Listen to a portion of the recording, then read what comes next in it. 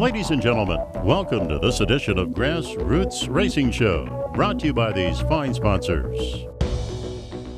The Kansas Auto Racing Museum at Chapman, Kansas, because today's stars are tomorrow's legends.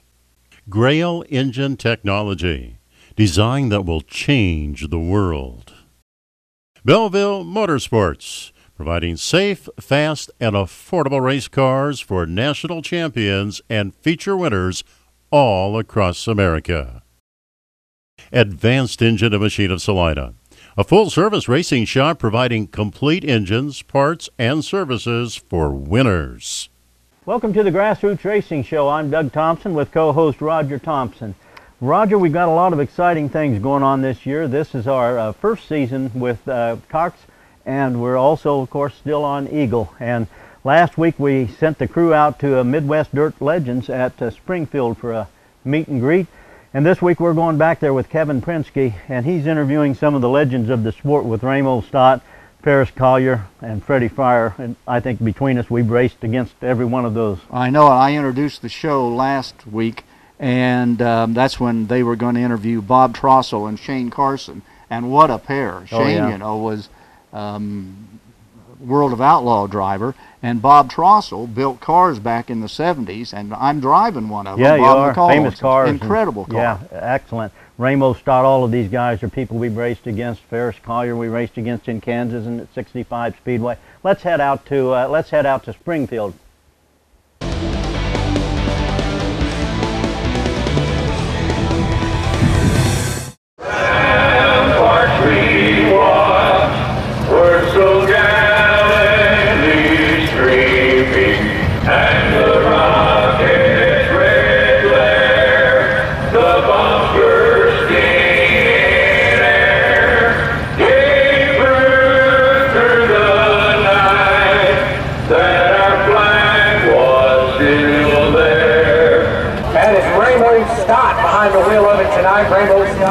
Next guest is Ramo Stott from Keokuk, Iowa. And a lot of you know Ramo has driven anywhere from Daytona to Talladega to Michigan. He's ARCA champion in 70 and 71.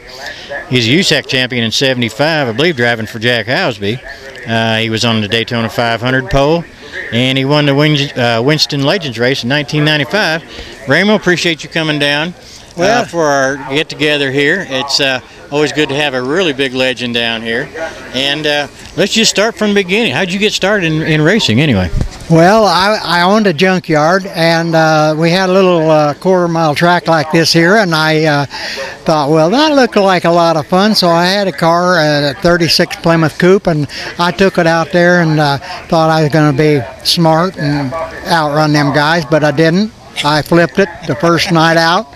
So I thought that was a lot of fun. I had a welder, and I'd done a lot of welding before that, and I got in there and and then I won the championship.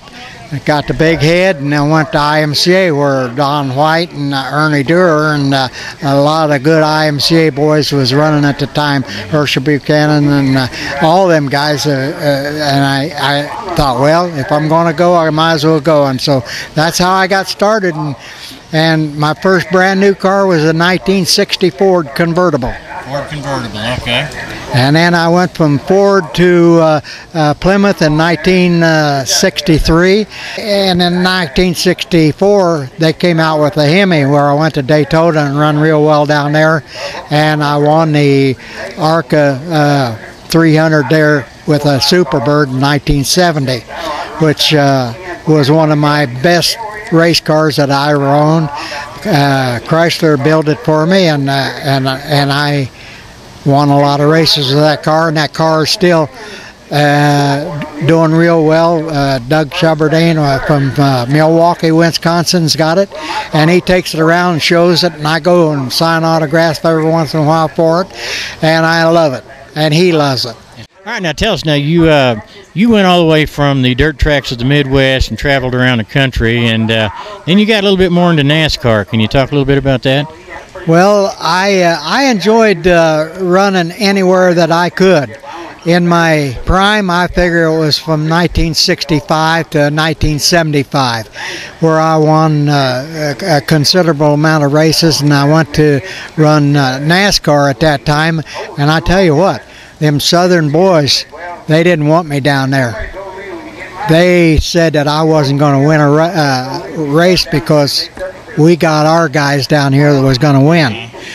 Richard Petty was one of them. But when I go down to the racetrack and I have to get not so good equipment, or not, it ain't equipment. What they did was, you know, every inch that you raise the car up, that's about 5 miles an hour. Okay. Well, they raised me up 2 inches more than Richard Petty. Oh, really? I can't beat him, can I? No. But I did win the pole down there in 1976, which Dick Hutcherson was already had been a champion down there, and it was getting a lot better. I'm Ken Pedro, and you're watching the Grassroots Racing Show on my favorite network. I agree. What do you think of the state of affairs of racing right now? Too much politics in it now? Too much big corporation? Well, yes, and that's another thing that went so much. When we never had no crew chiefs back in the 70s, it didn't start until 85 that the crew chiefs come on. Maybe before that there was a few, but I know Junior Johnson had crew chief for his car and a couple others.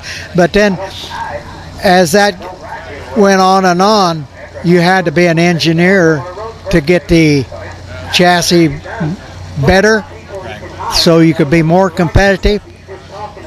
That increased the amount of money that you had to spend to go to a race. The same way with the tires. I mean, when I won races, when I won the championship or ARCA, they gave me tires, and that was good. But now you go there and you $1,500-1,600 for a set of 4 tires, and you got to change on the short track. You got to change them about every time, or you're not going to win a race. Right. If you had a late model right now, what do you think you would do with it as far as where would you run it at, all over, or just keep it local nowadays? Well, talking about Larry Phillips, he had a late model. He had it out to Indianapolis to the car auction out there. And I was out there, and my son, he was already had won with a limited late model. And he didn't sell that car, and I talked to him, and he gave me a price, and $7,500. That's what my boy said anyway, that I gave for that. And I bought it, and we ran that a couple, 3 years, but it never did run like Larry Phillips. This is a Larry Phillips memorial, and I love Larry Phillips, and he done a real good job. He won a lot of the NASCAR late model association thing. They don't have it nowadays, but he done real good with that for several years. It's a good deal. Larry was a big legend in this area, very big legend, and a heck of a driver too. Interesting. Well, Ramo, we're going to have to get into another conversation down the line there. Appreciate you stopping by. Appreciate you being down here at Springfield too, buddy. And have a good winter down in Texas, okay? Ferris Collier right now, racing legend from the Kansas City area. And Ferris, tell us what you're doing nowadays. Running go-karts. And my grandsons are running them, my daughter's running them, and we're going to move up one of these days to something bigger, but right now we're getting them started, 14 to 16 years old. Well, tell us how you got started in racing back in the day. Well, I started out in Oklahoma City, Dallas, Shreveport, Devil's Bowl, Hutchinson, Wichita. We was running super modifieds, and it was just homemade frames with 305 engines. You could run any kind of engine, but 305 and down. And then we just took old coupe and sedan bodies, adapted them to the roll cages, and went from there. And then about 5 years after that, they let us go to fiberglass bodies, and that eventually turned into what you know as a sprint car today. That's interesting stuff. Tell me that story again about how you and Larry Phelps are hooked together.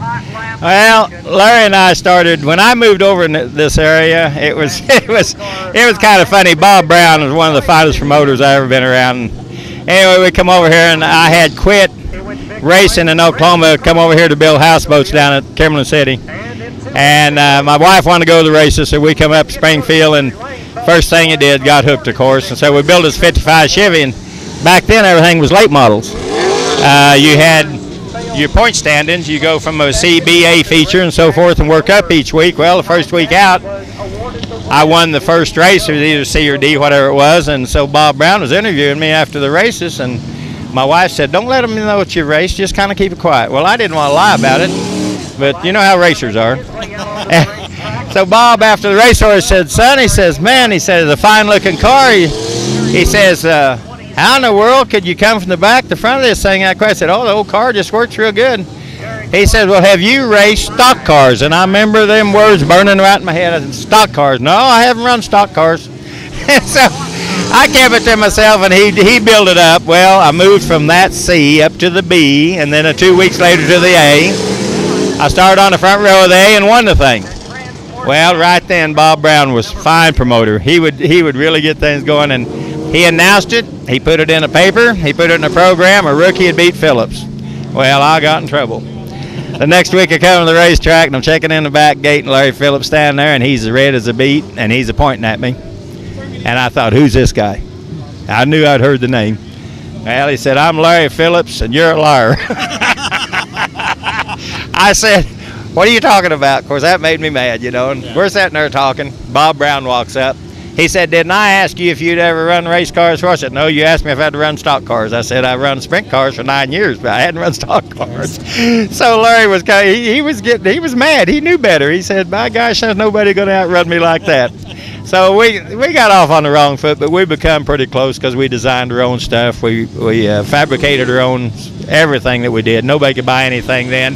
And it finally got where we would go race places, and Muskogee, Oklahoma was just my cup of tea. I'd ran there in my sprint cars, my supers and everything. So we'd go down there, and I'd usually win the 100 lappers on Larry, and he was tough, man. I mean, he's the toughest. If I was in a race and won it at one time during my career and Larry wasn't there, I won a race, but I didn't feel like I won a race. You know, something was wrong because he was down to earth, hard racer, and he designed what he built, and he had to. He did it for a living. So once in a while he'd come down and see me and say, you mind if I look at your car? Well, that just gave me a heartbeat, you know. I mean, that was wonderful. This is Scottie Anderson, and you're watching my favorite show, Grassroots Racing. Anyway, I went to Des Moines, Iowa, wrecked my car. I was running IMCA National Circuit, and tore it up real bad, and I stopped by I-70. I was going to run a race up there, a 300 lapper. I pulled in, and Larry said, what are you doing here? You're supposed to be at Shreveport covering your championship. I said, I've destroyed my car. I mean, I tore all the pieces. And he reached in his pocket and shocked me to death. He gave me the key and sent me down to his shop to pick up his old number 75 that was a 69 Chevelle. And everybody could recognize it because it had a bent roof right over the door where everybody looked right at his number. And he loaned me that car, and I put my motor in it. And he told me when I got it, he says, now, if you're going to Shreveport, he got his little black book out. He said, you're going to need this spring laying in that seat with your big block.